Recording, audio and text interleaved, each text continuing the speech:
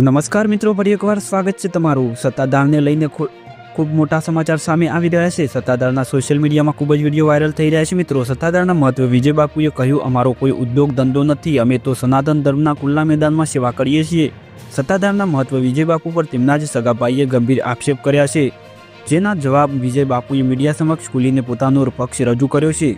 તો મિત્રો, સત્તાધારને લઈને ખૂબ જ મોટા સમાચાર અને સોશિયલ મીડિયામાં ખૂબ જ વિડીયો વાયરલ થઈ રહ્યા છે। જૂનાગઢના વિસાવદર નજીક આવેલી સત્તાધારની જગ્યા હાલ વિવાદમાં છે। સત્તાધારના મહત્વ વિજય બાપુ પર તેમના જ સગા ભાઈએ ગંભીર આક્ષેપ કર્યો છે, જેના જવાબમાં વિજય બાપુ મીડિયા સમક્ષ ખોલીને પોતાનો પક્ષ રજૂ કર્યો છે।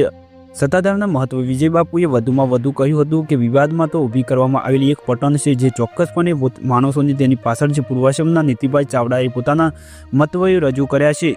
આક્ષેપો મૂક્યા છે કે તેમાં અમારી સંસ્થા 250 વર્ષ જૂની છે। પૂર્વાશ્રમના સંબંધોથી કોઈ ભૂલો પણ પોતાનું વચન ઊભું કરવા માગે છે, તેમને કઈ પીડા હશે, સમય આવતા અમે તેનો જવાબ આપીશું। અમે મીડિયા સાથે છીએ, આપની સામાજિક પ્રવૃત્તિઓ સાથે છીએ, અમે તો સનાતન ધર્મના ખુલ્લા મેદાનમાં સેવા કરીએ છીએ।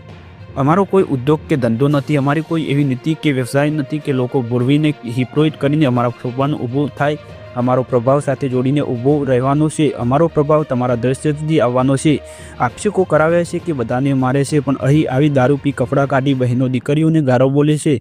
તો અમે ના કહ્યું હોય તો અમારા માણસોએ કહ્યું હોય, એમાં અમને સીધા ટાર્ગેટ બનાવવામાં આવ્યા છે। મિત્રો, વાત એમ છે કે આમ સીમિત નિભાયા અને સત્યના શું છે તે બહાર આવે। તમે સત્યની સાથે છો, અમે સત્યની જ્યોતિમાં છીએ। જ્યાં જ્યાં તમને સહયોગની જરૂર છે ત્યાં અમે આપીશું। આક્ષેપો પાયાવિહોણી છે કે એક પ્રલોભ માટે કરાવી છે, સમય આવે યોગ્ય જવાબ આપીશું। મિત્રો, તો આવા લેટેસ્ટ વિડીયો જોવા માટે આપણી ચેનલને સબસ્ક્રાઈબ કરી દેજો। તો હવે મળીશું નવા વિડીયોમાં।